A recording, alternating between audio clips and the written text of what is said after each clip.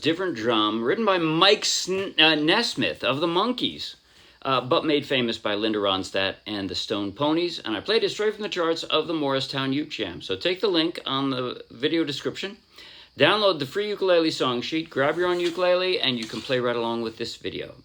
And if you'll be anywhere near Morristown, New Jersey, come out and play with us. In just a moment, I'll do a basic tutorial covering everything I just played. At the very end, I'll do a slow motion close-up play along that you might find helpful. But right now, if you like the video, please like the video with a thumbs up. If you want lots more, subscribe to our YouTube channel. And if you want over 1,000 free downloadable ukulele song sheets, each one with a link to its own free video tutorial and play along just like this one, then check out our Dropbox. And then come play with us. Okay. Right hand. Generally speaking, I got 3 different things I'm doing with the right hand. In the most of the time, I'm just gonna tell you what, I'm just gonna form a C, right? You can call this a front beat strum as opposed to a backbeat. Backbeat would be the emphasis on the 2nd and 4th. Sorry. Right, that's backbeat. But this is front beat. 1st and 3rd downs. Right? That's the verses, the intro, the riff. Sorry.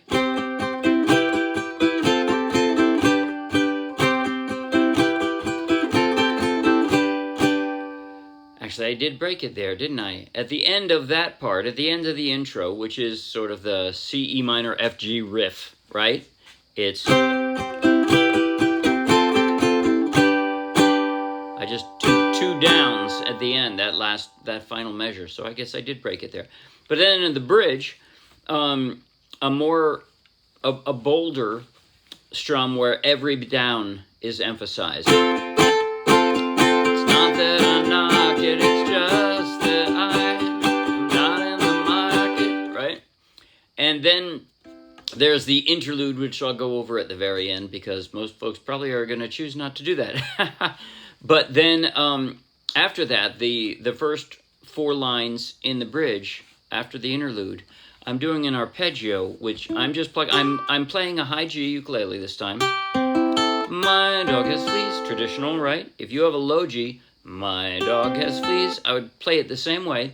It would just sound a little bit different. I liked this because it emphasized it. Oh, sorry. Anyway, you could hear that.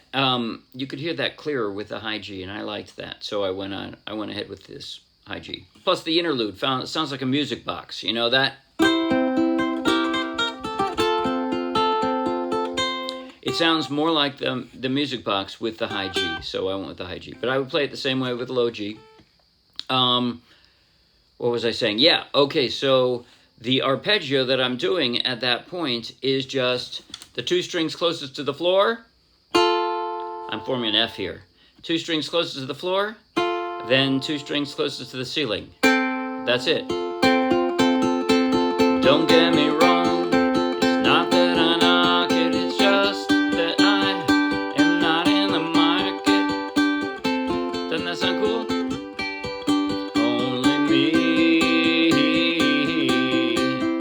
And then with all I'm saying, with that 5th line, I go back to all I'm saying is I'm not ready. Back to the forceful one. Okay, that's it for the right hand. I'll go through it chronologically again, but now I'll go through all of the chord changes and everything. But again, I'm going to leave the interlude until last. But the intro is not hard. It's not. That riff is not hard to do, so I'm going to do that first. It is in the intro, after all. I use my 2 small fingers to form actually a C5. I know I called it a C, but I'm actually forming a C5 right there. And it's 1, 2, 3, and then just pick up your finger, right? And then drop an E minor. And pick it up again. I'm screwing up G, C, E. I guess it's the E string, the 2nd string from the 4, right? That's what I'm picking up. And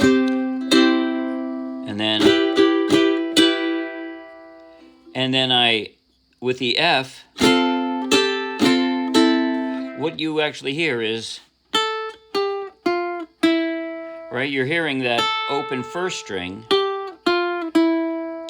But so, it's just form the F, put down the 3rd fret, pick it up, and then pick up your index finger. That's it. And then 2 Gs. That's it.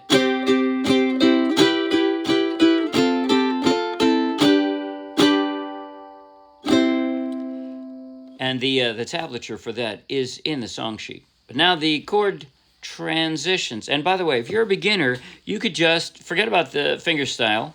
Just do the chords like this.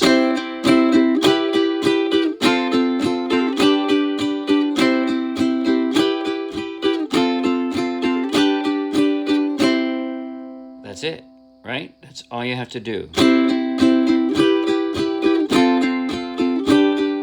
You and I. Now, so with the verses, because I'm, let's see. From the G, I'm gonna slide out, or I'm probably gonna roll out for a C here to like this. You and I, and then from there to the E minor, I just have to move it over diagonally, okay? I travel, you know what? There's not that much in common with these chords, are there? Travel to the beat of a different drum. Most of them are just popping up and dropping it down in a different place, popping up your fingers. Sorry, I don't have any tricks to give you here on those transitions, but fortunately, at least, it's over and over again the same chord pattern. So at least if you can get used to dropping those chords, you do it over and again. C, E minor, F, G, C, E minor, F, G. Eyes at me, whoa, you cry and moan and say it will work out here. Almost ready to change. Honey child, I've got my doubts. Here we go. You can't see the forest. That's an A minor 7th. Now, normally, you'd play an A minor 7th this way. But this is an alternate A minor 7. I got the F, and then I'm going to put my ring finger 2 frets up on that 2nd string. So it overrules the index finger, right? So, and then leave that there and form a G around it. Now for the bridge, don't get me wrong, I'm going to go back and forth from F to G, and that's not that hard if you've played a few chords. Love only, roll out again. Me, yes, and I ain't saying you ain't pretty. Now these come pretty quick.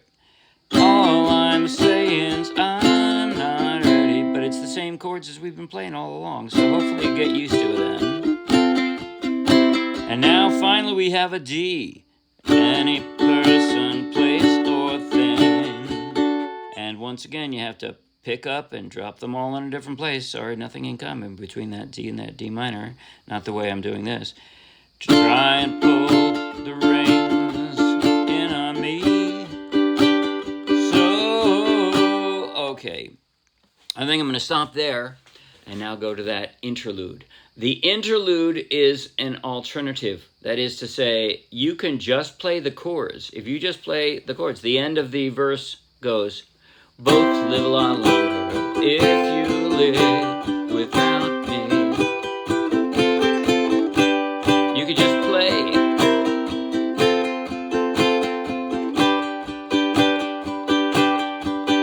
Oh, don't get me wrong, right? So just C7, F, G, 2, 3, and oh, don't get me wrong. You can just do that. Right? Just strum through the chords on the interlude. You can do that. But if you want to do the music box, I like music boxes. I've made a bunch of music boxes. Here's how I did it. So it's starting out still. Both a lot longer. If you live without me. now I'm going to move my ring finger over there, and now I'm going to start plucking. And the tablature is written out in the song sheet, but I'm going to show you. So it starts out just with a C, now then a C7, but I'm going to screw with the A string there. Now that's the hardest part in the whole song. There. I tried practicing, I kept screwing up using these 2 weak fingers to go fast enough and in the right timing. So that's how I would normally do it. I would put my 4 strong fingers on the 4 strings, and those were the ones I'd play. But the way I got this right is I changed to my 2 strongest fingers, like this. And here goes. I just used these 2, just for those 2 notes, and then I went right back. So, again, I'm using my strong fingers for those. And then back to an F. And I drop 3rd fret there. And then a G. Pick up a finger. And here I got to pick up my whole hand and just do. I'm back to the G. And then I am into the bridge with that weird arpeggio. And that's it. That's all I'm going to talk at you. All right. Now I'm going to do a slow motion close-up play along. I think I'm going to go through the entire song. It's not a long song. And there is so much variation, even if like I'm playing the same bridge, I'm playing it a different way the second time. So there's not that much repetition. So here we go. Play along with me if you think it will be helpful. I'll try to show both my hands, but mostly my chord changing hand, so you can see exactly what I'm doing. Here we go now. Play along if you like. 5, 6, 7, slow motion, and...